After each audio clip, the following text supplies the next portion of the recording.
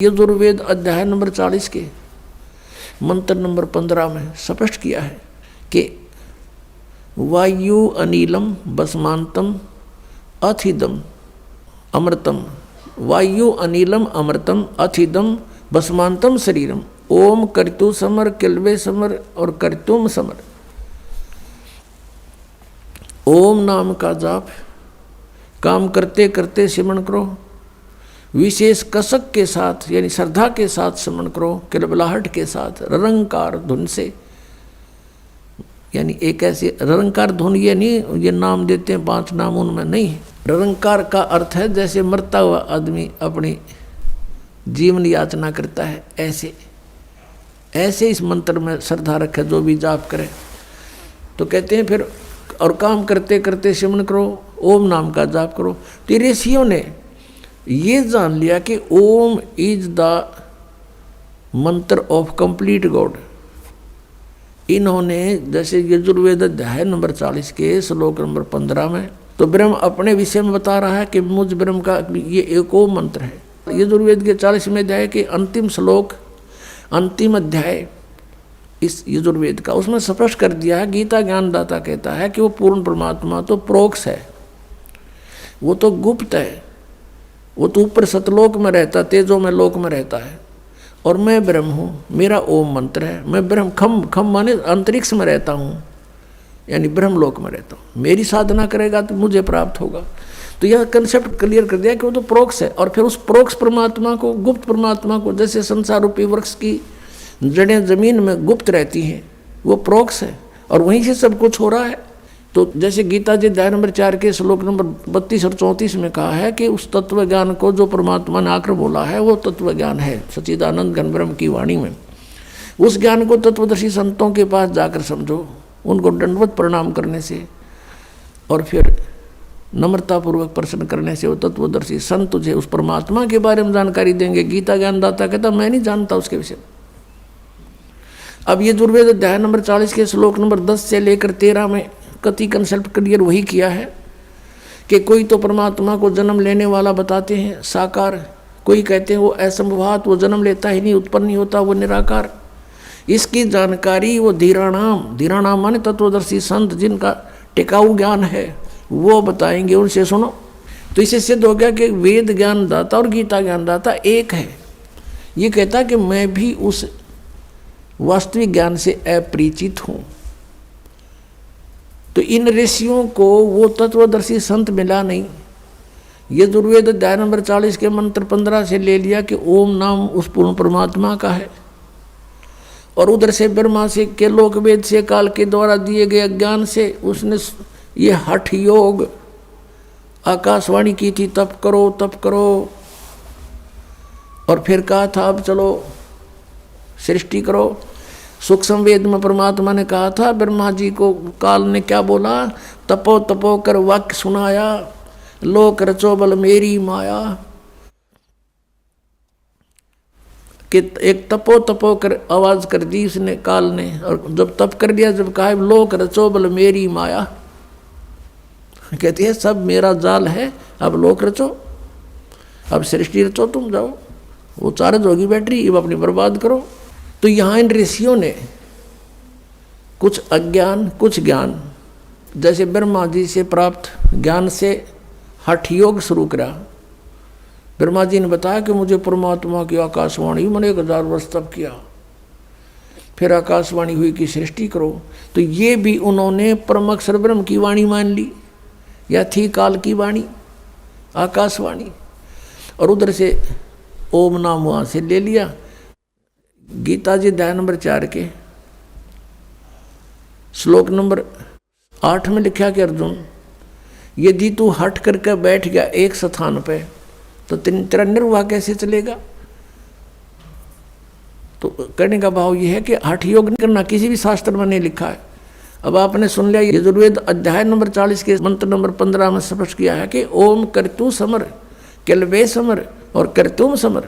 ओम नाम का जाप काम करते करते सिमरण करो, विशेष कसक के साथ सिमरण करो, अपना मनुष्य जीवन का प्रथम कर्तव्य मूल कर्तव्य जानकर सिमरण करो। हठ योग एक स्थान पर बैठकर करने को नहीं कहा। ऐसा नहीं है कि जैसे आप बैठे हो तो बैठ के भी कर लो, समय काम नहीं है, कोई दिक्कत नहीं, लेट कर लो, चलते कर लो, बैठते। जैसे सूक्ष्म वेद में कहा कि नाम उठत नाम बैठत, नाम सोवत जागवे, नाम खाते नाम पीते, नाम से ती लागवे। तो इस प्रकार ये साधना तो इस तरीके की है, ये वेदों अनुसार यानी सदग्रंथों में तो ये सहज साधना है, सहज साधना, सिंपल वर्शिप। और इन्होंने अपने हठ योग ज्ञान से इसको इतना कठिन बना दिया। कोई तप करता खड़ा होकर, कोई उल्टे पैर करके, ऊपर न पैर नीचे को सिर करके, कोई व्रत रख के, कोई पहाड़ों पर जाता भगवान को खोजने के लिए, और कोई कुछ अन्य मंत्र करता है जैसे हरे कृष्ण कृष्ण कृष्ण हरे हरे राधे राधे श्याम मिला दे। ये गीता जी में है कहीं? तो गीता जी में जो लिखा है वो साधना है भक्ति की। उससे छोड़कर जो साधना या मंत्र हम करते हैं वो शास्त्र विधि को त्याग कर मनमाना आचरण है, वो यूजलेस है। गीता जी अध्याय नंबर 16 के श्लोक 23 में कहा कि अर्जुन, जो शास्त्र विधि को त्याग कर मनमाना आचरण करते हैं, न तो उनकी गति हो सकती, न उनको सुख हो, ना कोई सिद्धि प्राप्त हो सकती, यानी यूजलेस। तो गीता जी में जो वर्णित विधि है उसके पाने का जो मंत्र है, और फिर शेष संकेत दे रखा है कि उस तत्वदर्शी संत को पूछो, पता करो, तो वो है साधना करने की। उसके अतिरिक्त हम कोई भी जाप करते हैं, गीता जी में केवल एक ओम मंत्र है, नथिंग एल्स। अब इस काल ने एक समस्या और पैदा कर रखी है कि गीता जी में 2 प्रकार का ज्ञान है, एक तो वेदों वाला ज्ञान है, और एक इस काल ने अपना मत भी इसमें थोप रखा है। स्थान स्थान पर कहता है ये मेरा मत है, ये मेरा मत है। जहाँ इसने ये नहीं कहा मेरा मत है, वो वेद ज्ञान है। तो इसने 6ठे अध्याय में लिखा है कि एक स्थान पर बैठकर, एकांत स्थान में बैठकर ऐसा आसन लगाओ जो ना ऊंचा हो ना नीचा हो, और बढ़िया मृगछाला या कोई अच्छा वस्त्र बिछाओ, और नाक के अग्र भाग पर ध्यान लगाओ। ये है इसका अपना मत। और फिर अध्याय नंबर 3 के श्लोक नंबर 8 में यह कहता है कि अर्जुन, अगर तू एक स्थान पर बैठा रहा तो तेरा निर्वाह कैसे होगा? तो अगर हम इसको मानेंगे तो 4थे अध्याय वाला कैंसिल हो गया, गलत हो गया। तो इस प्रकार हमने जहां पर इसने ये अज्ञान हमें दिया है, वो इसका मत है वो अलग है। जो वेद ज्ञान है उसको ग्रहण करना है। तो मंत्र कहीं पर भी इसने और नहीं लिखा, केवल एक ओम मंत्र ही बोला है। श्रीमद् भगवद गीता अध्याय नंबर 3 के श्लोक नंबर 8 में क्या लिखा है देखिएगा। श्रीमद् भगवद गीता, इसके अध्याय नंबर 3 है श्रीमद् भगवद गीता का, और श्लोक नंबर 8 है। यहाँ से ये शुरू है, यहाँ इसका अनुवाद है, तू शास्त्र विहित कर्तव्य कर्म कर, के शास्त्रों में लिखा हुआ साधना उसके अनुसार साधना कर, क्योंकि कर्मों के न करने की अपेक्षा कर्म करना, कर्म ना करना यानी एकांत स्थान पर बैठ कर हठ योग करना की अपेक्षा कर्म करना ही श्रेष्ठ है। तथा कर्म न करने से तेरा निर्वाह, शरीर निर्वाह भी तो नहीं सिद्ध होगा। तेरा गुजारा कैसे होगा यदि तू एक स्थान पर बैठ गया? अपनात्मा, अभी आपने जो 3रे अध्याय का 8वां श्लोक देखा श्रीमद् भगवद गीता का, ये है वेद ज्ञान, क्योंकि ये यजुर्वेद अध्याय नंबर 40 के मंत्र नंबर 15 से मेल खाता है। अब 6ठे अध्याय के 11वें श्लोक में ये गीता ज्ञानदाता अपना मत प्रोड्यूस कर रहा है। यहाँ ये कहता है कि एकांत स्थान खोज के, और उसके ऊपर वो घना ऊंचा भी ना हो, एक आसन लगाओ, मृग छाल बिछाओ, और नाक के आगे देखते रहो।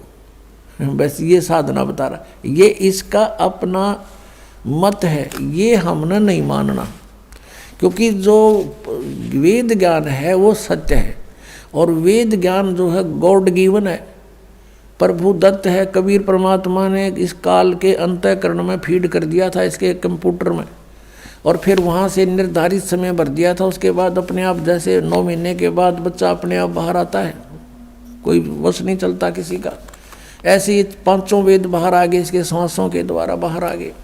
उसके बाद इसने पढ़ा इसने देखा कि इसमें तो तेरी सारी पोल खुलेगी, सूक्ष्म वेद भी उसके अंदर था, उसको नष्ट कर दिया। ये 4 वेद रख लिए जिसमें पूर्ण परमात्मा की जानकारी तो है, लेकिन वे ऑफ वर्शिप, पूजा की विधि केवल ब्रह्म तक की है, वो रख लिए। तो वो ज्ञान तो सही है, उसके अतिरिक्त फिर उससे भी हटकर इसने अपना मत कुछ परिदोष किया है इसमें, तो वो नहीं मानना हमने, क्योंकि वेद ज्ञान गॉड गिवन है, गॉड गिवन ज्ञान है, वो परमात्मा का आदेश है। उस आदेश से हटकर हम किसी अधिकारी का आदेश पालन करके और कानून भंग करेंगे तो हम दोषी हो जाएंगे। हमने ये भी ध्यान रखना। ये देखिएगा श्रीमद् भगवद गीता अध्याय नंबर 6, श्रीमद् भगवद गीता अध्याय नंबर 6 और ये है 11 श्लोक में 11वां श्लोक। शुद्ध भूमि पर जिसके कर्म से कुसा यानी डाब, कोई घास, मृगशाला और वस्त्र बिछे हैं, यानी पहले डाब हो, फिर मृगशाला हो, फिर उसके ऊपर वस्त्र बिछे हों, और न ऊंचा और न बहुत नीचा हो, ऐसे अपने आसन को स्थिर स्थापन करे। फिर है उस आसन पर बैठकर चित्त और इंद्रियों की क्रियाओं को वश में रखते हुए मन को एकाग्र करके अंतःकरण की शुद्धि के लिए योग का अभ्यास करे। 13 में देखो, काया, सिर और गले को समान एवं अचल यानी सीधा रख के धारण करके और स्थिर होकर अपनी, वैसे यहाँ से ये 10 में से शुरू होता है, इसकी सारी क्रिया यहाँ से 10 में से शुरू होती है कि मन और इंद्रियों सहित शरीर को वश में रखने वाले आशा रहित, संग्रह रहित योगी अकेला ही एकांत स्थान में स्थिर होकर आत्मा को निरंतर परमात्मा में लगावे। परमात्मा में, अपने में नहीं। आगे फिर देखो, अब 11वां हमने पढ़ लिया कि शुद्ध भूमि पर एकांत स्थान तो ऊपर पढ़ लिया। कर्म से ये पहले डाब बिछी हो, फिर मृगशाला हो, फिर वस्त्र बिछे हो, ऐसा आसन लावे, ना घना ऊंचा हो ना ज़्यादा नीचा हो। इस प्रकार अपने आसन को स्थिर कर स्थापन करे। फिर 12वें में कहा है कि उस आसन पर बैठकर चित्त और इंद्रियों को, क्रियाओं को वश में रखते हुए मन को एकाग्र करके अंतःकरण की शुद्धि के लिए योग का अभ्यास करे। अब 13वें में, छठे अध्याय का 13वां पढ़ रहे हैं। काया, सिर और गले को सम्मान एवं अचल करके धारण करके और स्थिर होकर अपनी यानी एक स्थान पर डट कर बैठे। अपनी नासिका के अग्रभाग पर दृष्टि जमाकर अन्य दिशाओं को न देखता हुआ। अब ये हम देख रहे हैं 14वां। ब्रह्मचारी के व्रत में स्थित, भय रहित, भली भांति अंतःकरण वाला, सावधान होकर योगी मन को रोक के मुझ में चित वाला, मेरे में प्राण होकर स्थित होए। अब यहाँ फिर इसका मतलब चल रहा है, ये वश में किए हुए मन वाला योगी इस प्रकार आत्मा को निरंतर मुझ में प्रवेश करके मुझ परमेश्वर के रूप में लगाता हुआ मुझ में रहने वाली यानी मेरे तक ही सीमित ब्रह्मलोक में जाने वाली परमानंद की परिकाष्ठा रूप शांतिम को अधिगच्छन्ति प्राप्त होता है। अब निर्वाण परमाम यानी मृत्यु के बाद, निर्वाण माने गमन भी होता है यानी मृत्यु भी होती है, और निर्वाण माने मोक्ष भी होता है। निर्वाण परमामम यानी श्रेष्ठ मेरे सतर का जो मुझ में रहने वाला जो श्रेष्ठ प्रमाण है, उस शांति को प्राप्त होगा। ब्रह्मलोक में जाएगा ब्रह्म का साधक, और वहाँ जिसी शांति है वो तत्न प्राप्त हो जाएगी। अंडरस्टूड है। छठे अध्याय के 16वें श्लोक में फिर ये भी कहा कि अर्जुन, यह योग न तो बहुत खाने वाले का और न बिल्कुल न खाने वाले का। बहुत खाना तो यूँ है पेट डडी पक्का खा ले, अंगड़ाई टूटे, भक्ति हो को ना। और बिल्कुल न खाना, व्रत रखना। व्रत रखना भी गीता में मना है, और ये व्रत रखवाओ एकादशी का, ये कहाँ से लाए।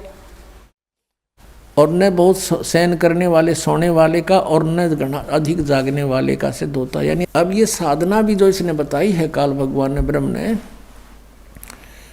इसने अपने सतर का ज्ञान भी दिया है कि इस प्रकार करो, और इससे मेरे से मिलने वाली जो शांति है उसको प्राप्त हो सकते हो। और ब्रह्म से जिसी शांति मिला वो पता ही है, ब्रह्मलोक में गए, वहाँ से फिर जन्म मृत्यु में जैसे चुनक ऋषि की चल रही है ये क्रिया, उसके लिए बताया जा रहा है।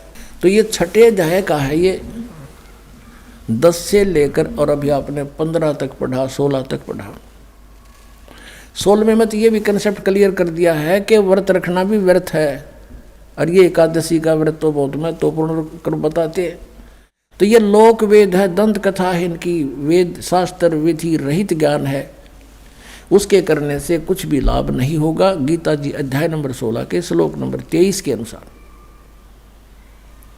अब हम फिर उसी प्रसंग पर आते हैं कि जैसे तीसरे अध्याय के 8वें श्लोक में गीता ज्ञानदाता कहता है यदि तू एक स्थान पर बैठ गया, ये तो वेद ज्ञान है, और काम छोड़ दिया, तेने कर्म करेगा नहीं, तो तेरा निर्वाह कैसे होगा? ये तो सही है। और यहाँ इसने बताया छठे अध्याय के अंदर 10 से लेकर 15 तक ये बताया कि इस प्रकार करने से और मुझ से मिलने वाली जो शांति व तनपता जैसी मिलेगी, ब्रह्मलोक प्राप्त होगा, वो प्राप्त हो सकती है। तो ये इसका मत है। हमने इसके मत को स्वीकार नहीं करना जो सूक्ष्म वेद में लिखा है, और उसके वही जो का जो गीता में मिलता है वो सही क्लियर ज्ञान है, स्पष्ट ज्ञान। अब हम आते हैं उसी प्रसंग पर कि वेदों में कहीं पर भी ये 2.5 घंटे सुबह 2.5 घंटे शाम बैठकर साधना करने का विधान नहीं, और न ही परमात्मा प्राप्त महापुरुषों की वाणी में जिन्होंने भगवान पाया, जिनमें कौन कौन है? आदरणीय धर्मदास साहिब जी, आदरणीय मलुकदास साहिब जी, आदरणीय नानक साहिब जी, आदरणीय दादू साहिब जी, आदरणीय गरीबदास साहिब जी, गांव छुडानी, जिला झज्जर हरियाणा वाले, और आदरणीय घीसा दास साहिब जी, गांव खेकड़ा, जिला मेरठ वाले, उत्तर प्रदेश वाले। इन महापुरुषों की वाणी, इनकी क्रियाएं, इनका जीवन देखिएगा आप। ये सभी काम करते थे, गृहस्थी थे, बाल बच्चेदार थे, अपना जो भी जिसका जैसा व्यवसाय था उस काम के करते करते भक्ति किया करते थे, और वैसा ही विधान वो बताकर हमें चले गए। हम अब उसी प्रसंग पर आते हैं 7वें अध्याय के 18वें श्लोक में, जो गीता ज्ञानदाता कहता है कि मेरी साधना करने वाले जो मेरी भक्ति करते हैं वो मेरे वाली ही अनुत्तम गति में सचित है, इसी में रह गई, पार नहीं गई। तो ये चुनक ऋषि था, इसने वेदों को पढ़ा और ब्रह्मा जी या अन्य ऋषियों से कुछ ज्ञान जो इसने ग्रहण किया, उससे तो हठ योग और ओम नाम का जाप, ये वेदों अनुसार ब्रह्म का काल की पूजा कर ली। तो इन दोनों को करते हुए ये क्या करते हैं? पहले बैठते हैं, ओम नाम का जाप शुरू करते हैं, उच्चारण करते करते, फिर धीरे धीरे ये अंतर्मुखी होने लग जाते हैं, हठ योग करते रहते हैं साथ में। हठ योग करते हैं तो इनकी अंदर जो हमारे शरीर में चैनल बने हुए, चैनल जैसे टीवी में होते हैं, मूल कमल ये गणेश जी का चैनल है, उसके लोक में जो कुछ भी क्रियाएं हो रही हैं उसको हम अपनी बॉडी में बने इस चैनल पर देख सकते हैं, जिसका ये चैनल ऑन हो गया। और दूसरा स्वाद चक्र है, उसमें सावित्री ब्रह्मा जी का चैनल है, उसके लोक का जो भी कार्यक्रम हो रहा है इसमें हम देख सकते हैं। फिर नाभि कमल है, नाभि कमल में विष्णु और लक्ष्मी जी के लोक की क्रियाएं इस नाभि कमल रूपी चैनल में आप देख सकते हैं, वहाँ के हो रहा है। जिसकी दृष्टि आत्मा इसमें पहुँच गई उसमें वो वहाँ देख सकता है, दूरबीन इसकी वहाँ लग गई है। हृदय कमल में दोनों सतनों के बीच में, यहाँ हृदय कमल है बैक में, रीढ़ की हड्डी के अंदर की तरफ, बैक बोन के अंदर की तरफ। तो वहाँ पर भगवान शिव और पार्वती का ये चैनल है, कमल है, और उनके लोक में जो कुछ भी होता है वो इसमें देखा जा सकता है। और कंठ कमल में यहाँ पीछे की साइड में दुर्गा जी का यानी देवी का स्थान है, उसके लोक में जो कुछ भी क्रियाएं होती है यहाँ आप कंठ कमल में देख सकते हैं। और सहस्रार कमल के अंदर इस काल भगवान के ब्रह्मलोक का कुछ नज़ारा आप देख सकते हैं। तो इन ऋषियों का क्या होता था, ये पूर्व जन्म के भी संस्कारी होते हैं और वो ही परमात्मा की प्राप्ति के लिए प्रयत्न करते हैं। जैसे आप जी अब ये सत भक्ति कर रहे हो और पार ना हुए तो आप जी को ये पहले स्वर्ग में ले जाएगा, महास्वर्ग में देगा स्थान इन मंत्रों के आधार से, इनकी कमाई से। फिर पृथ्वी पर आपको छोड़ देगा, फिर यहाँ भी आपका मन नहीं लगेगा क्योंकि आपने ऊपर बहुत अच्छे सुख देखे हुए। उनकी खोज करने चलता है तो उसको बताया जाता है कि परमात्मा ही दे सकता है, भगवान पाने से ही लाभ होता है। उसके लिए फिर वही साधक प्रयत्न करते हैं और उनकी पिछले पुनों से कोई ना कोई चैनल ऑन हो ही जाता है। अब जैसे आप इन चैनलों के मंत्र जाप करते हो, ये चैनल आपके ऑन हो चुके हैं लेकिन आपने ये देखने नहीं है। देखने से फिर क्या होगा, आपकी जो भक्ति वो व्यर्थ होनी शुरू हो जाएगी। जैसे हमने किसी से कर्जा लेना है, वो कर्जा उसको चुकाने की बजाय उसके कमरे में जाकर बैठ जाए और चार्ज लेता रहे, हमारे से क्या फ़ायदा हुआ वहाँ का जाने का, वो कर्जा और बढ़ जाएगा हमारा। तो आप जब यहाँ रह जाओगे तो फिर आपको पूरा मिलेगा, सारा काल सब कुछ देगा आपको, जैसा कर्म है वो देगा एज इट इज। तो उस आधार से उनकी उस पिछले संस्कारों से कोई ना कोई चैनल ऑन हो जाता है, कमल खुल जाता है उनका, उसमें वो देखते रहते हैं, ऊपर के नज़ारे देखते रहते हैं। जैसे आप फिल्म देखने जाते हो सिनेमा हॉल में और 3 घंटे ऐसे जाते जैसे 3 मिनट। अब बताओ कैसा 3 घंटे, अब बैठ कर देखो कितने इंतज़ार करो किसी बस की, 3 मिनट भी भारा हो जाती है। आप सिमरण करने लगते हो, मन इधर उधर भागता है, वो देख जब सारे काम याद दिला देगा आपके, सारे कार्य वो कर ले, वो नहीं किया वो रह गया, एक 5 मिनट भी ढंग से नहीं है सेट होता, लेकिन हो जाएगा, अभ्यास से हो जाएगा, ये ना सोचना कि होगा नहीं। आप सुन रहे थे जगत गुरु तत्वदर्शी संत रामपाल जी महाराज जी के मंगल प्रवचन। अधिक जानकारी के लिए विजिट कीजिए हमारी वेबसाइट www.jagatgururampalji.org। संत रामपाल जी महाराज जी के शुभ आशीर्वाद से पूरे विश्व भर में 500 से भी ज्यादा नाम दीक्षा केंद्र हैं, जिन पर संत रामपाल जी महाराज जी द्वारा ऑनलाइन निशुल्क नाम दीक्षा दी जा रही है। अपने नजदीकी नाम दीक्षा केंद्र का पता करने के लिए संपर्क करें 8222880541।